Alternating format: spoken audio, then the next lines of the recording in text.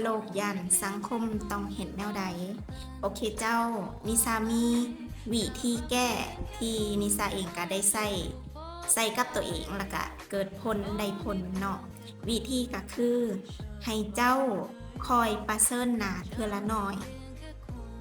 อย่าไปประเสริญหลายถ้าเฮาประเสริญหลายเทื่อเดียวโลดสิเฮ็ดให้สมองของเฮาต่อต้านแล้วก็มีความรู้สึกแบบย้านเกิดความรู้สึกแบบว่าบ่มั่นใจเพิ่มขึ้นแล้วก็เทื่อหน้าก็บ่เอาแล้วบ่เฮ็ดแล้วบ่ไปแล้วแบบนี้นะแต่ว่าถ้าเจ้าคอยประเสริญหน้าเทื่อละน้อยสิเฮ็ดให้สมองของเฮานี่มีความรู้สึกแบบว่าประสบความสำเร็จแล้วก็มันสิเคยชินกับสิ่งนั้นมันสิเคยชินกับสิ่งนั้นแล้วเทื่อหน้าก็มีความมั่นใจเพิ่มขึ้นตัวอย่างของนิสาก็คือเมื่อก่อนน่ะบ่กล้าเว้ากับกล้องแบบนี้ได้แต่ว่านิสาก็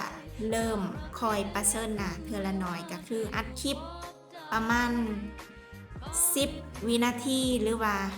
20วินาทีประมาณนี้อันนี้เทื่อละน้อยแล้วก็